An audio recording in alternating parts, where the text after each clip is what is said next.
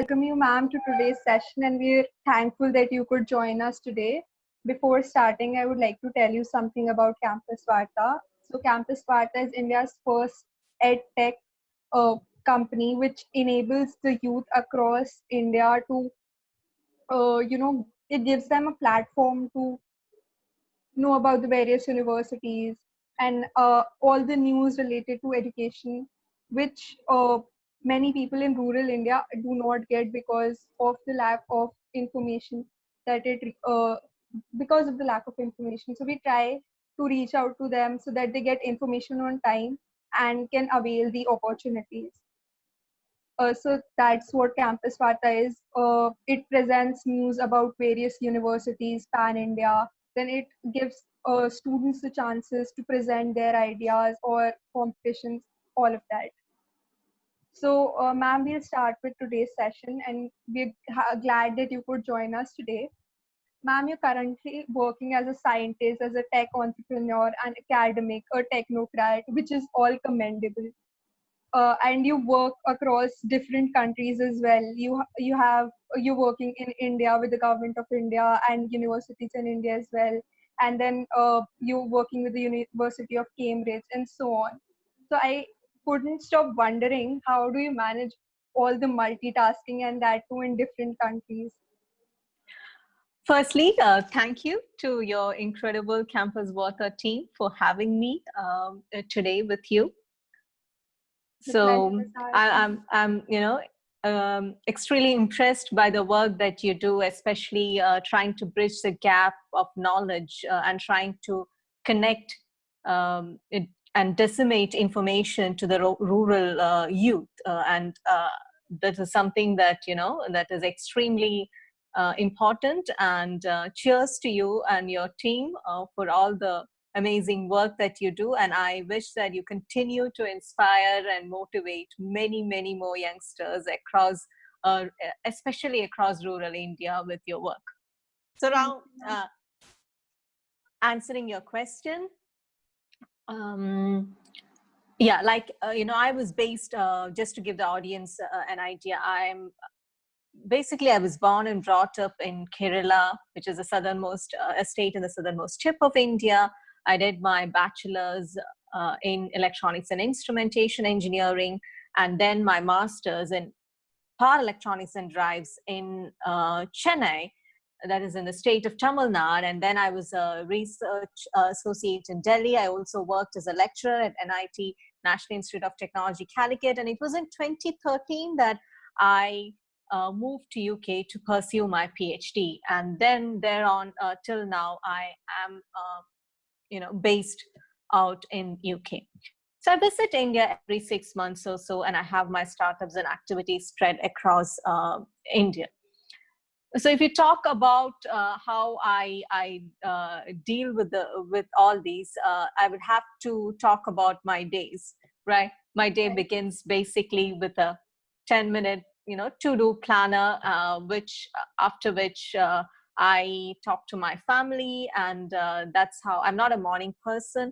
I work very efficiently and effectively towards the evening and during nighttime.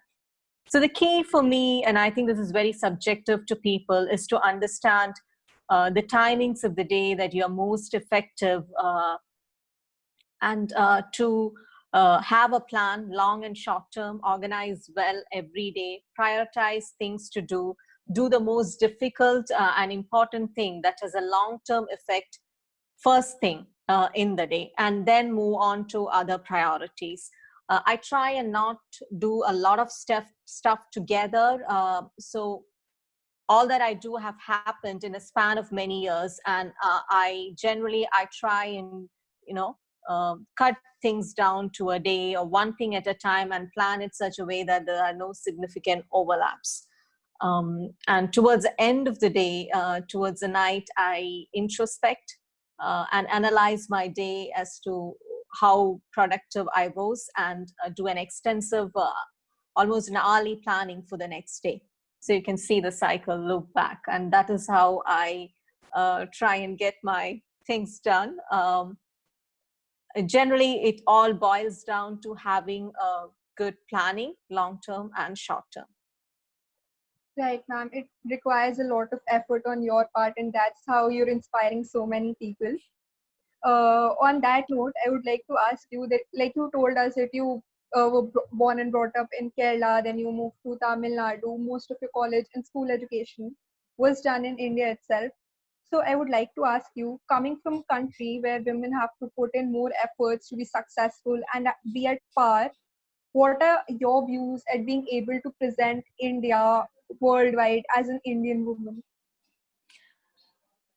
A very good question indeed. I'm in fact very delighted to be represented as a global role model for young girls, which I understand is a huge responsibility as well. So hailing from India, breaking stereotypes and shattering glass ceilings to engineer my destiny at a global stage, I think will inspire many more young girls and women to take up this exciting field of STEM, especially engineering, technology, and research. Having said that, considering this age-old stereotyping of women, especially in areas of STEM, science and technology, it is difficult to overcome barriers, particularly in the mindsets of people, because it has existed for ages, but things are changing slowly but surely. For example, UK has a tragic ratio of 10% of women in engineering with deep-rooted misconceptions about STEM and systemic barriers existing to attract, retain, and sustain women in science and technology jobs. So during all these tough and challenging times, I remind myself that I hail from this incredible country called India, who have had lady prime ministers and presidents ages ago, while the so-called ultra-liberal and developed world, for example, superpower America, is still struggling to get into terms with even having a woman candidate run for their presidency. Right. So, moreover, I come from that part of India, the beautiful state of Kerala, which was home to a feminist society even centuries ago. We had matrilineal systems, and high position was enjoyed by women in Kerala in most communities, which even inspired, let's say, awe and admiration from Europeans who were trying to invade us. So all of these were significantly damaged to date by, let's say, the import of Victorian version of sexism, which tragically and indefinitely cast women as inferior and are pushed into oblivion. So at a time when women's contributions are conveniently being wiped away from history, from our collective consciousness, and from our memories, I can proudly say that I stand for that Indian woman, that Malayali woman who can excel, I believe, at everything from politics to sports, run country, win Olympic medals, command the army, conquer outer space, and fight corona from the front lines. So whatever people tell you as a child and whatever they tell me now, I think I've personally never allowed my identity as a woman to stop me from pursuing my goals. And I've never felt the need to fit into the definition and image that society places on women. And I don't think any girl should feel so. It should be a personal choice. So ultimately, as an empowered woman, we need to be able to pay it forward, to empower each other, because I strongly believe that we owe it to our future generation of girls to build a stronger, safer, and level playing field. And so I think that's why I'm here today having this conversation with you. Sorry, it's always a long answer when we have to talk about this particular topic. Right, ma'am. I hope that I can take up something from you, and when I step up in the future world, and I have something to look up to or do as a woman, I don't feel restricted. Right. Thank you so much for all No that. problem. So, like, Pleasure. you've struggled a lot, you've been through a lot, you might have faced challenges. Through all that, every person has maybe a specific go-to motto that they look up to, a particular saying or something that they've read somewhere, which they keep in mind whenever they face some challenges. So would you like to share your go-to motto and learnings from your experiences till date? So going back and starting from when I was a student, as someone fascinated by physics and maths, I was drawn into engineering. As an engineer interested in specializing, I got into power electronics, during which time I realized discovered my aptitude in research, combined with my interest in teaching, motivated me to pursue a PhD.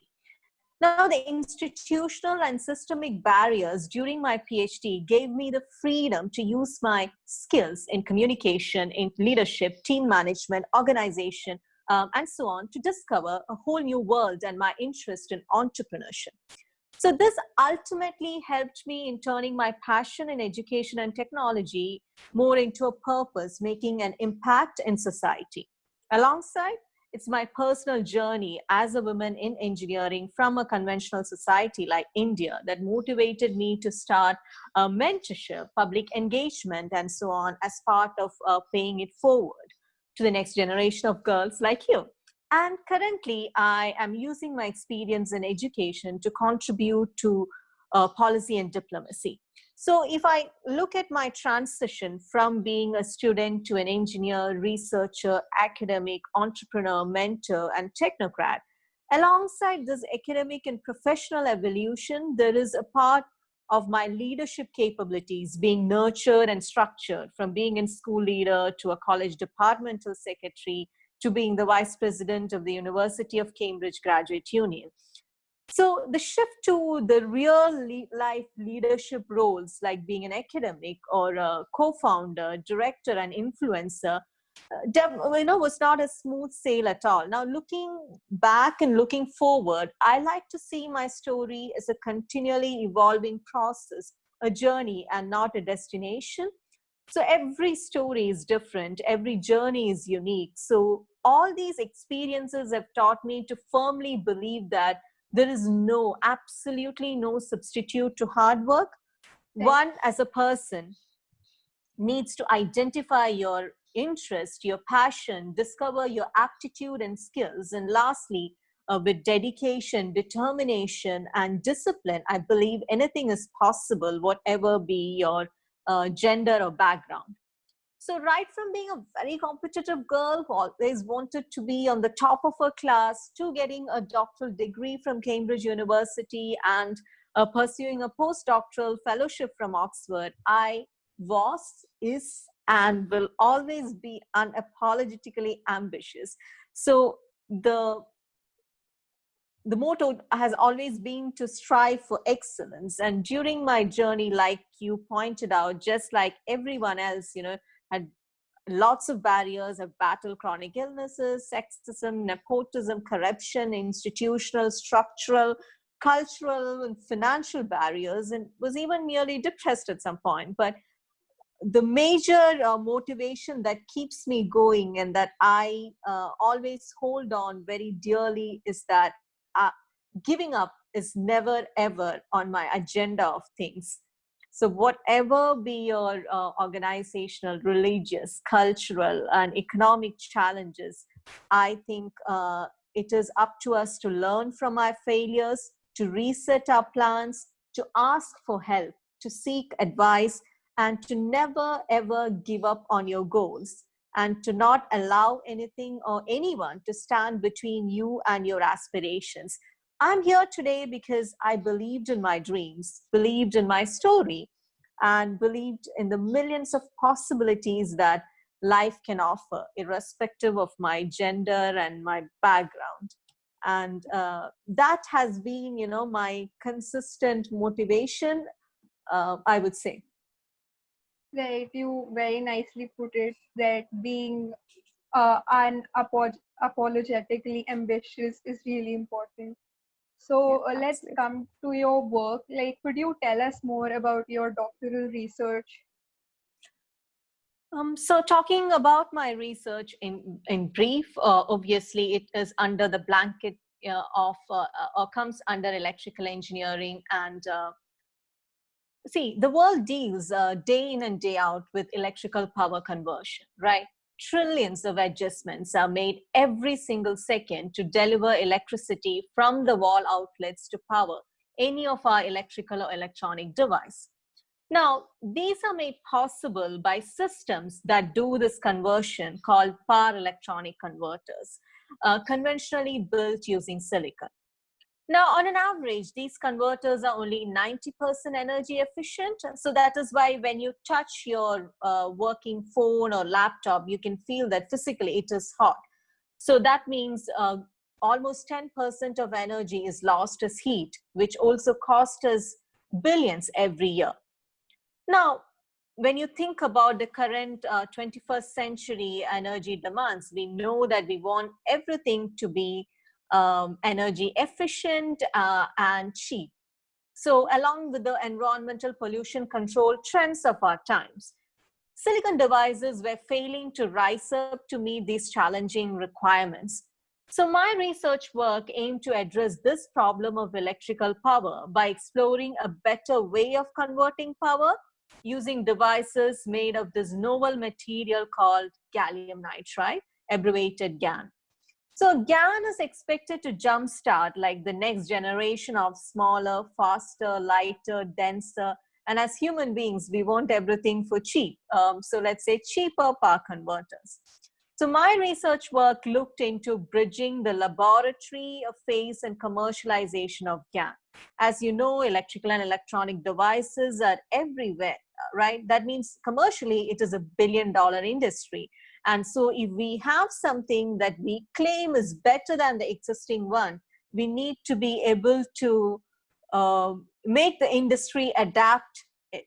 Right. So I used machine learning to make models out of GaN so that power design or electrical engineering community could easily adopt it in their real world applications. Being the first to introduce machine learning into GaN power electronics is my major contribution to scientific community and power electronics industry. That was an incredible idea. Like, I was in awe when I read about your research. So I also read that you were featured in Telegraph's top 50 women in engineering list. So you were the first women to be featured in that list. How do you feel about that? So basically, this was awarded for women engineers who have braved hardships to become successful in their profession, challenging stereotypes and status quo, and who have made significant contributions to promoting engineering through their outreach work. So this was a flagship initiative of women in engineering in partnership with Telegraph and UNESCO in the United Kingdom. I felt incredibly humbled and honored to be making into this prestigious list of 50 amazing women engineers in the UK. I'm also very proud and happy to be the first student from Cambridge University and the first Indian citizen to have made into this list of rising female stars. So this actually gave me an opportunity to mingle, engage, educate, and with women who had the similar aspirations and vision of contributing to society through engineering. Right, ma'am. I'm late, but I congratulate you for all your achievements. Thank you. Thank you very much. I would like to ask you, like, who was your biggest motivation through all this? Like, when you achieved everything, there must have been something which motivated you and pushed you to keep working hard. Definitely. I think I will not give you a detailed elaboration because I've already talked about it in a deep manner. But I would simply put it, I think it's my internal drive and vision alongside a supportive circle of family and friends who are my fuel for moving forward in life. And over the years, I've been able to transform my passion for education and technology into a purpose. And this adding or bringing a sense of meaning into my life and to be able to contribute to shaping the world is what keeps me going. Right, ma'am. So I would also like to ask you, like, you're really involved in the academic sector as well. You have a lot of experience. You yourself are teaching in various universities and all that. So what changes would you like to see in the Indian education system, especially with reference to the scientific study in maybe like the post-COVID world? Very good question again. This might, take a bit of time frame to answer, Yeah, I guess, because, we have to put things into context for people to understand. right. So globally, like when we're all forced to disconnect physically from our conventional spaces and practices that ruled everyday lives, education sector worldwide was quick to be heavily derailed and disrupted. But thankfully not discontinued. Education was displaced to an online platform. So engaging with students, providing them with technical support and mental well-being support from the confines of their homes, it's actually the academics and support staff who have in most cases risen to this call of duty, displaying very strong sense of commitment, which made this Zoomification of education possible across the globe. Now, while it was relatively easier for the developed world to transition to this virtual world of online classrooms and education, countries like India are still grappling with the issues of access to internet and technological devices, which are still mainly limited to urban population. Right. So education is dramatically redefining itself because of COVID-19. As we explore the possibilities and challenges of an emerging digital education landscape in India, we can now very clearly see that right to education is not so much of a fundamental right anymore, right? Democratization of technology is a foundation for today's education, digital education. But in India, a staggering 70% of students are disconnected from the digital world. So this is a crucial issue comprising internet connectivity, infrastructure, affordability of hardware and software, educational tools, online assessment and evaluation tools. So, like I mentioned, though it was a sheer initiative from teachers, which made majority of students, even in rural India, to attend online classes, this kind of dependency, when you think about it from long term on teachers, makes the digital system as strong as the weakest link, right? So to cope with this educational crisis within the next year, policymakers will need essential data and to look at all the stakeholders, whether it be institutes, the management, teachers, support staff, and parents more holistically. So currently in India, we are trying to get a sense of how to reach every child, the learning gaps, what EdTech solutions are effective, and what can improve quality.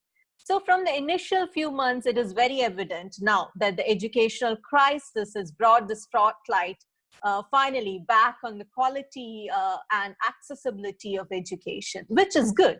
So governments and policy practitioners should have understood the importance of emotional connect building, educating parents, and reimagining curriculum to prepare students for an uncertain future. So these were things we were debating and talking about for a long time now, but COVID has finally, given the much needed push to policymakers and government to look at these things seriously.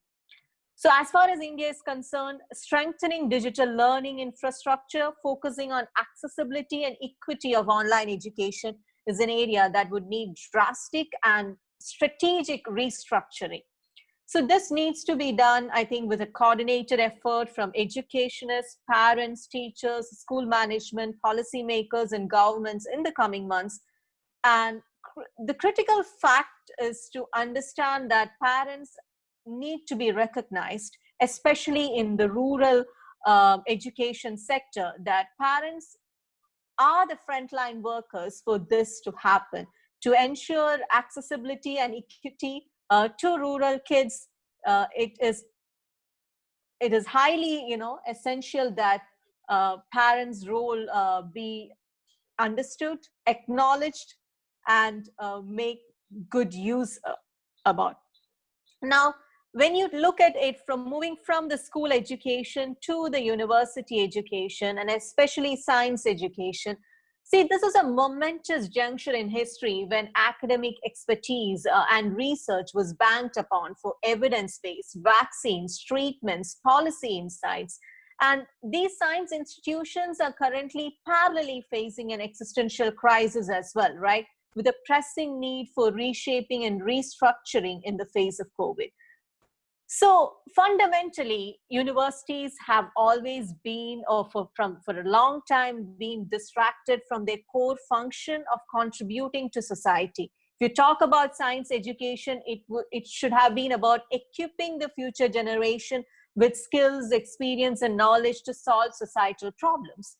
But instead, institutions were sucked into marketization of education, casualization of academic work, with a time-consuming bureaucratic framework and competitive publish-to-perish culture, with everyone cramming to get into certain league table and worried about rankings and recognition.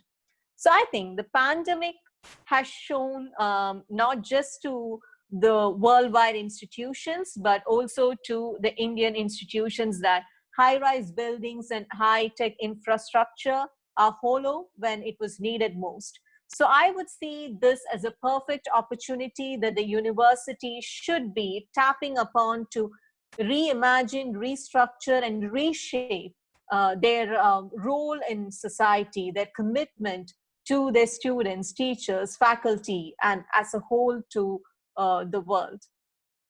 Right, ma'am. As a college student myself, I am seeing all these issues.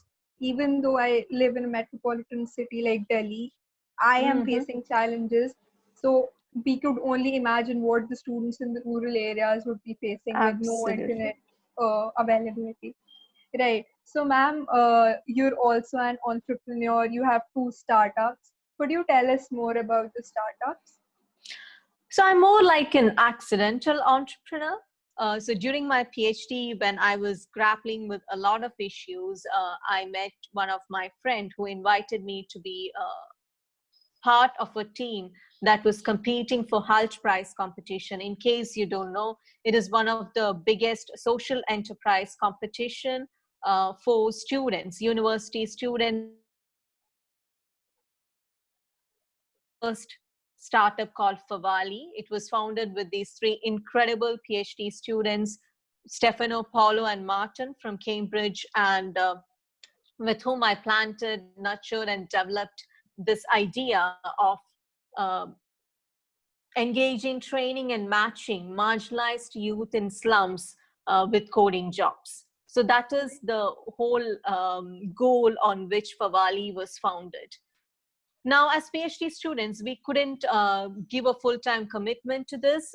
See, if you're researchers, you will know that we are on funding, and it is restricted for 3 years. We already spent a good 2 years with Favali. So we have currently shelved it for a while, but it was while I was engaged with Favali for almost a good 2 years, 2 to 3 years of my life, that I realized that I loved being in a team with people having complementary skill sets and sharing the same vision.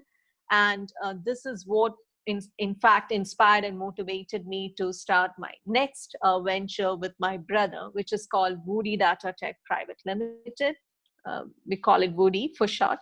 So Woody is a machine learning powered skill and talent discovery platform that is aimed at the holistic, let's say, development of an individual.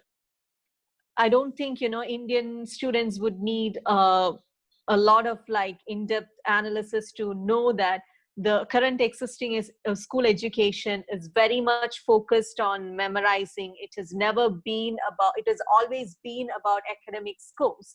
So Agreed. we know that this has resulted in negligence of the overall development of a student.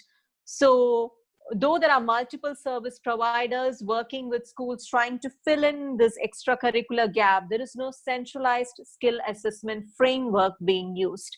And this has resulted in a handful of academic high performers being identified and nurtured, leaving aside all others. So in this changing landscape of future careers, this poses a significant bottleneck which we thought needs to be addressed, and this was born for Wali. It is designed to, Woody. So it is designed to disrupt the landscape of individual assessment by capturing your entire academic and extracurricular journey to help students and parents make better informed decisions about their career.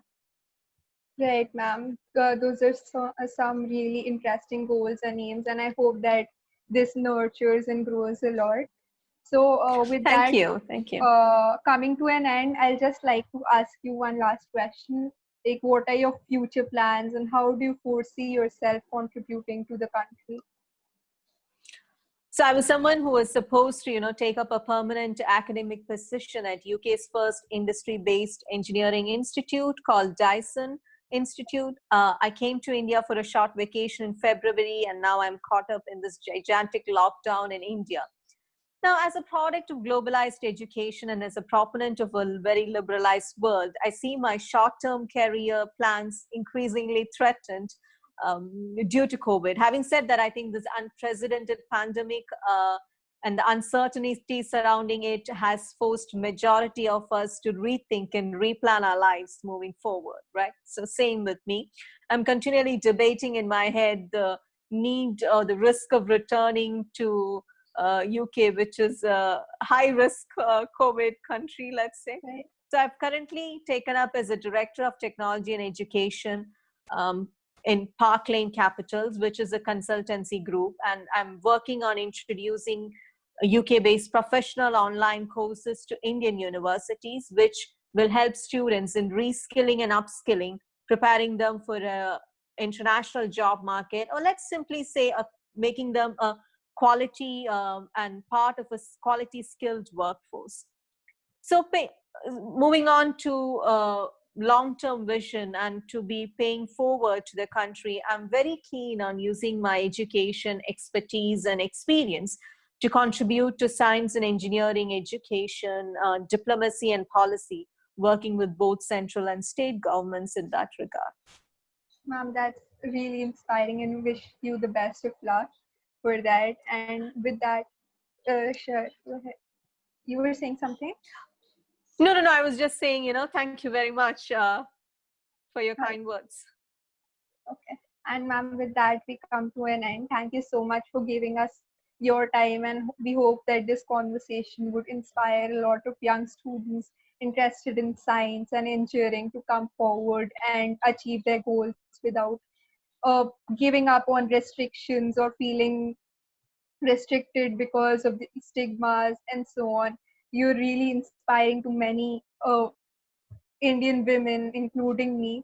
And thank you so much for your time. We're really glad that you could join us today. And Campus Varta is really thankful to you for you that you could give us your time. So thank you so much once again. Thank you very much, especially to the entire Campus Varta team, and to you, my host, for having me, for all the great and insightful questions that you had. It was my pleasure engaging with you today, and I wish you all the very best. And during this unusual times of COVID, I wish you, your team, and your entire audience that you all stay safe and keep well, healthy, physically and mentally. Thank you once again, and I wish you all the very best for your future. And please feel free to get in touch with me if you need any support or help in with education or so on. Thank you. Thank you so much, Pam. That was really kind of you. So with that, we'll end the session. Thank you so much for joining us once again. It was Thank really you. great to have you and speak to you. Thank you. Was I fast? Because I think, in some places I wanted to. No, ma'am, it was good.